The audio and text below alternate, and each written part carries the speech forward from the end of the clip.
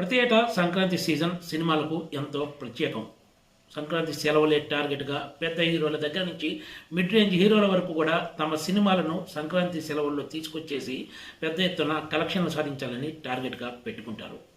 కొన్నిసార్లు థియేటర్ల కోసం పోరాటం చేయాల్సిన పరిస్థితి కూడా ఉంటుంది.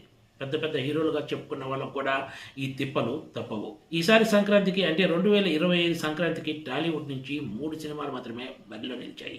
అయితే ఇప్పటికే 2 సినిమాలు ప్రేక్షకుల ముందుకు వచ్చాయి. జనవరి 10న శంకర్ దర్శకత్వంలో తెరకెక్కిన Ram Charan cinema game changer ప్రేక్షకుల ముందుకు రాగా, సంక్రాంతి సీజన్లో సెంటిమెంట్గా భావించే బాలకృష్ణ సినిమా డాకు మహారాజ్ కూడా జనవరి 12న ప్రేక్షకుల ముందుకు వచ్చింది.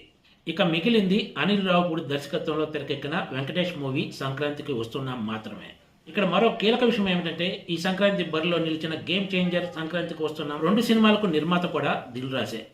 సంచలన దర్శకుడు శంకర్ తెరకెక్కించిన సినిమా కావటమో, RRR తర్వాత రామ్ చరణ్ చేసిన సినిమా కావడంతో గేమ్ చేంజర్ సినిమాపై భారీ అంచనాలే ఏర్పడ్డాయి. కానీ ఈ అంచనాలను అందుకోవడంలో గేమ్ చేంజర్ విఫలమైంది. దీనికి తోడు నిర్మాత దిల్ రాజుతో పాటు చిత్ర యూనిట్ ఒక్క గేమ్ చేంజర్ పాటల కోసమే 75 కోట్ల రూపాయలు ఖర్చు పెట్టాము, 3 ఏళ్లు కష్టపడి ఈ సినిమాను నిర్మించామంటూ చెప్పుకొచ్చారు. కానీ గేమ్ చేంజర్ మాత్రం ప్రేక్షకుల అంచనాలను అందుకోవడం విఫలమైంది. అంతేకాదు, చివరకు రామ్ చరణ్ ఫ్యాన్స్ కూడా ఈ సినిమాపై పెదవి విరిచిన పరిస్థితి స్పష్టంగా కనిపించింది. జస్ట్ రొటీన్ సినిమా అంతా ఫ్లాట్గా ముందుకు సాగడంతో ఈ గేమ్ చేంజర్ మూవీలో ప్రేక్షకులకు థ్రిల్ కలిగించే అంశాలేమీ ఎక్కడా కనిపించవు. అందుకే ఇది చివరకు రామ్ చరణ్ ఫ్యాన్స్ కూడా కనెక్ట్ కాలేదనే చెప్పాలి. భారతీయుడు 2 ఇప్పుడు గేమ్ చేంజర్ సినిమాలు చూసిన తర్వాత ఒకప్పటి సంచలన దర్శకుడుగా ఉన్న శంకర్లో సరుకు అయిపోయిందనే కామెంట్స్ వినిపిస్తున్నాయి.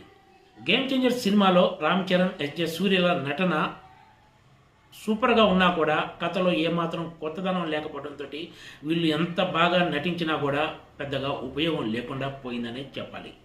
సంక్రాంతి సెంటిమెంట్పై ఎన్నో ఆశలు పెట్టుకునే బాలకృష్ణకు ఈసారి కూడా వర్కౌట్ అయినట్లే కనిపిస్తోంది. గేమ్ చేంజర్ సినిమాతో పోలిస్తే డాకు మహారాజ్ సినిమాలో కమర్షియల్ ఎలిమెంట్స్ ఫుల్గా ఉన్నాయి. అదే సమయంలో ఈ సినిమా కథలో కూడా కొత్తదనం లేకపోయినా దర్శకుడి taking, commercial elements, Thaman music పైసా వసూలన్న ఫీలింగ్ కలుగుతుంది ప్రేక్షకులకు. ముఖ్యంగా Daaku Maharaj movie first half దుమ్ము రేపితే సెకండ్ హాఫ్ స్లో అవుతుంది. మొత్తం మీద నందమూరి బాలకృష్ణ తనదైన యాక్షన్ సన్నివేశాలు, డైలాగులతోటి సినిమాలో జోష్ నింపాడు. ఇప్పటికే విడుదలైన 2 సినిమాల విషయానికి వస్తే గేమ్ చేంజర్తో పోలిస్తే డాకు మహారాజ్ సినిమానే కమర్షియల్ హిట్గా నిలిచిందని చెప్పాలి. అయితే లెక్కల పరంగా చూస్తే ఖచ్చితంగా ఇందులో తేడా ఉంటుందంటే సందేహం లేదు. ఎందుకంటే గేమ్ చేంజర్ సినిమాను పాన్ ఇండియా మూవీగా తెరకెక్కిస్తే డాకు మహారాజ్ మాత్రం తెలుగు రాష్ట్రాల ప్రేక్షకులను టార్గెట్గా చేసుకుని తెరకెక్కించింది. అయితే మొత్తం మీద నిజమైన సంక్రాంతి విన్నర్ ఎవరో తేలాలంటే జనవరి 14న అనిల్ రావుపూడి దర్శకత్వంలో తెరకెక్కిన వెంకటేష్ సినిమా సంక్రాంతికి వస్తున్న విడుదలయ్యే వరకు ఆగాల్సిందే. ఆ తర్వాతే ఈ సంక్రాంతి సీజన్లో వచ్చిన గేమ్ చేంజర్, డాకు మహారాజ్ సంక్రాంతికి వస్తున్నాంలో అసలైన విన్నర్ ఎవరో తేలుతుంది. ఇప్పటివరకైతే బాలకృష్ణ డాకు మహారాజ్ ముందున్నాడనే చెప్పాలి. Please subscribe TJTV.